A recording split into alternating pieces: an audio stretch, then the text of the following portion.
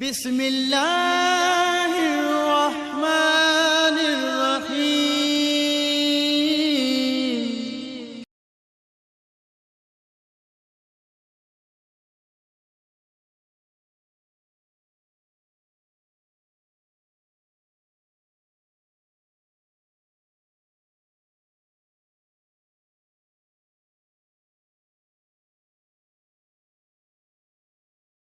نحمده ونصلي على رسوله الكريم، أما بعد فأعوذ بالله من الشيطان الرجيم.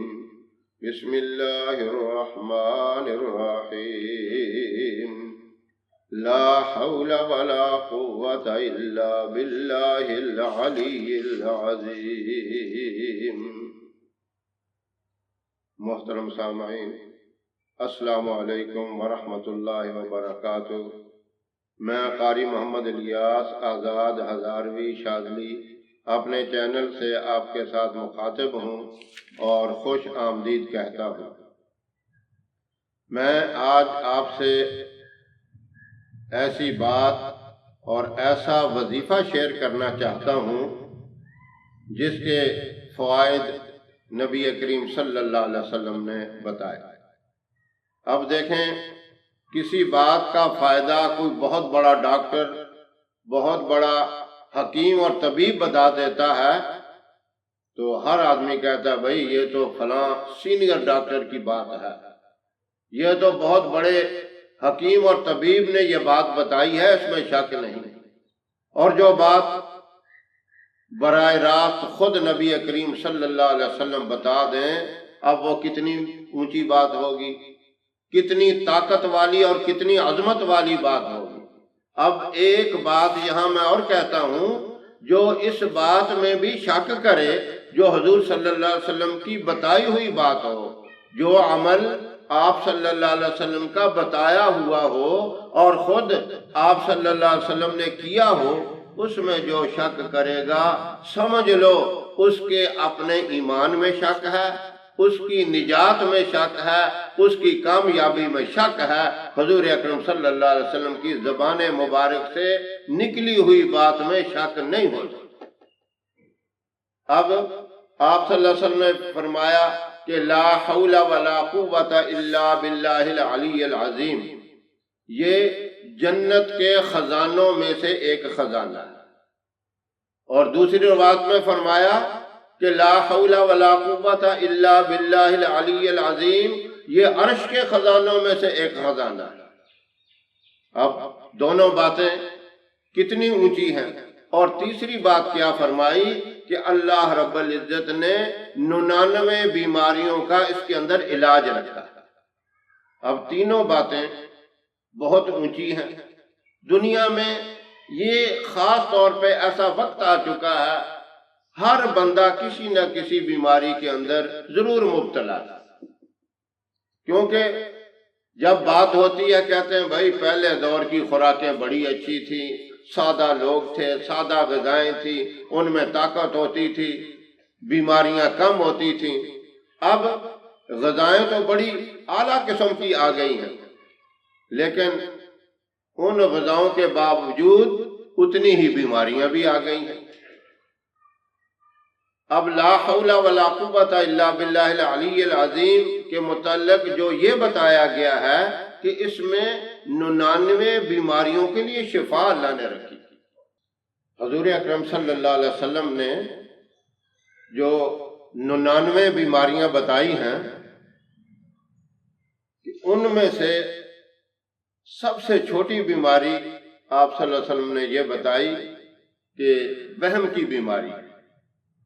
اب ہم غور کریں، جب یہ سب سے چھوٹی بیماری ہے، سب سے کم درجے کی بیماری ہے، جسے اس وقت یعنی آج سائنس کی دنیا میں میڈیکل کے اندر جسے ڈپریشن کہا جاتا ہے، یعنی یہ اس کا ترجمہ ہو گیا کہ ڈپریشن ایسی بیماری ہے، ڈاکٹر بھی کہتے ہیں اس کا کوئی علاج نہیں، اپنے ذہن سے اس بات کو نکالیں۔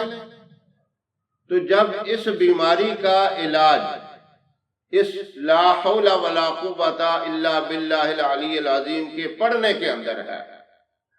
تو وہ پڑھنے کا طریقہ بھی میں آپ کو ذرا تفصیل سے بتاؤں گا کہ کیسے پڑھنا ہے۔ تو آپ یہ اندازہ لگائیں جو اس سے بڑی بیماریاں ہیں تو وہ کتنی بڑی ہوں گی۔ جب یہ ڈپریشن والی بیماری بھی ٹھہر نہیں سکتی، وہ بھی نہیں رہ سکتی، تو بڑی بیماریاں بھی یقیناً اس کی برکت سے ختم ہوں۔ تو مقام غور ہے کہ رحمت دو عالم صلی اللہ علیہ وسلم کا یہ بتایا ہوا وظیفہ، جیسا میں نے پہلے بتایا کہ عرش کے خزانوں میں سے خزانہ، جنت کے خزانوں میں سے خزانہ، اور بیماریوں کے لیے اس کے اندر شفا رکھ دی۔ اب اس کو پڑھنا، کثرت سے پڑھنے کا حکم ہے۔ اب کثرت کو سمجھنا ہے۔ کثرت وہ ہوتا ہے جو 300 سے زیادہ پڑھا جائے، وہ کثرت میں شمار ہو جاتا ہے، اور اسی کو اگر باوضو پڑھیں تو اس کی طاقت اور بڑھ جاتی ہے۔ ویسے اجازت ہے چلتے پھرتے جس حال میں بھی پڑھیں تو ٹھیک ہے، لیکن وضو کا باقاعدہ اہتمام کرنا اور ایک نشست میں بیٹھ کے پڑھنا، اس میں تھوڑی سی دقت ہے۔ میں آسان طریقہ آپ کو بتاتا ہوں۔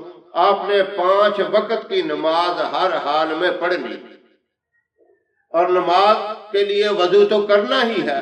ہر نماز کے بعد آپ اس کو 60 مرتبہ پڑھیں، تو یہ 5 نمازوں میں 300 کی تعداد پوری ہو جائے گی، اور عشاء کی نماز کے بعد چند مرتبہ آپ زیادہ پڑھ لیں، 10 مرتبہ یا 15 مرتبہ زیادہ پڑھ لیں۔ عشاء کے بعد بے شک اگر ہمت ہے تو 100 کی تعداد اسے کر لیں، 100 مرتبہ پڑھ لیں، تو آپ کا بہت آسانی سے یہ عمل بھی ہو جائے گا، کوئی دقت نہیں ہوگی۔ آپ نے فجر کی نماز پڑھی ہے، مسجد سے گھر آتے تک آپ راستے میں چلتے چلتے باوضو ہوں گے، آسانی سے پڑھ لیں گے۔ اسی طرح ظہر کی نماز کے بعد آپ گھر آتے آتے راستے میں پڑھ لیں، کوئی آپ کا وقت حرج نہیں ہوگا، اس میں کوئی آپ کو دقت نہیں ہوگی، اور کوئی باقاعدہ اس کے لیے اسپیشل وضو کرنے کی یا ایک نشست میں بیٹھنے کی ضرورت نہیں ہوگی۔ اکثر لوگ کال کر کے یہ بھی پوچھتے ہیں کہ یہ وظیفہ ہم نے کب تک کرنا ہے، اس کی مدت کتنی ہے۔ ایک بات تو یہ ہے کہ آپ نے جس بیماری کے لیے بھی کرنا ہے اس کا تصور اپنے ذہن میں رکھ کر یہ وظیفہ کرنا ہے، اور جب آپ کی بیماری ختم ہو جائے اس وظیفے کو چھوڑ دیں، وہ 10 دن میں ہو، مہینے میں ہو، 2 مہینے لگیں، بیماری ختم ہونے کے بعد آپ وظیفہ بھی ختم کر سکتے ہیں۔ اور دوسرا یہ ہے کہ یہ وظیفہ اگر اپنی زندگی کا معمول بنا لیں تو یہ بہت ہی اچھا ہے، کیونکہ اس میں آپ کا کوئی حرج نہیں، ٹائم نہیں خرچ ہوتا۔ طریقہ میں نے آپ کو آسان بتا دیا ہے۔ اگر زندگی کا معمول بنا لیں اور یہی تصور کر لیں، یا اللہ تو مجھے ہر طرح کی بیماری سے میری حفاظت فرما اور مجھے ہر طرح کی بیماری سے محفوظ فرما، یہ نیت کر کے آپ ہمیشہ پڑھتے رہیں تو اللہ رب العزت آپ کو پوری زندگی ہر طرح کی موذی بیماری سے محفوظ فرما لیں گے۔